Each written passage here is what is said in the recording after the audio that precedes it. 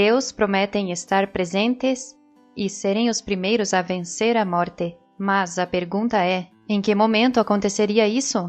Onde Deus pessoalmente te libertariam da morte? Porque Deus não mentem e se dizem que da mão do Seol os redimirei, os livrarei da morte, dizendo à morte, ó morte, eu serei tua morte e serei tua destruição?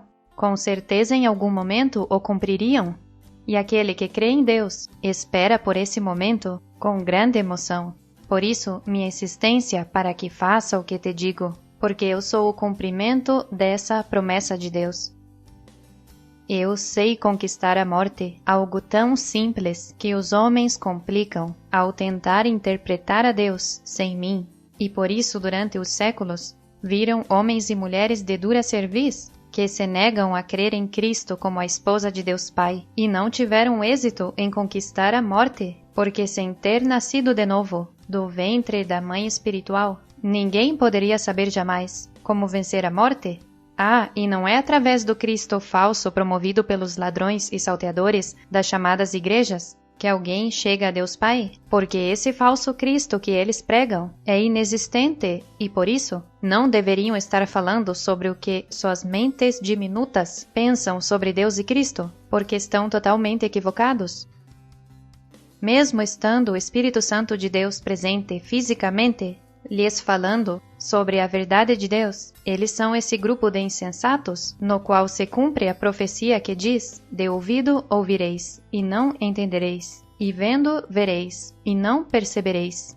Porque seu coração se engrossou, assim como aconteceu com seus antepassados. Com seus ouvidos ouvem pesadamente, fecharam seus olhos, endureceram seu coração, para não me entender. Não querem se converter à vida santa de Deus.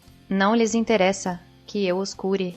São malditos aos olhos de Deus, mas bem-aventurados teus olhos, porque vês a Deus, e teus ouvidos, porque ouves minha palavra. Imagine saber que você tem um pai e uma mãe espiritual, e que tem seu poder para vencer tudo, mas quando Deus Mãe ou Cristo te exige levar a santidade de Deus Pai à obra, para poder ser um sacrifício vivo e santo, minha comida do céu lhes é amarga em seu ventre, e em vez de serem prudentes em querer viver os deleites espirituais que são eternos, como insensatos que são, preferem os deleites temporários e então morrer. Meus discípulos conhecem o mistério de Deus Pai e de Cristo, mas os insensatos não querem aceitar que Cristo é uma mulher e que traz a santidade e a ordem de Deus, que Deus são esposo e esposa, pais de sua família espiritual. Ninguém sabia isso até que Deus Pai Melquisedeque ressuscita a Cristo Lisbete, e ela dá a conhecer esse mistério que esteve oculto. Amém? Amém.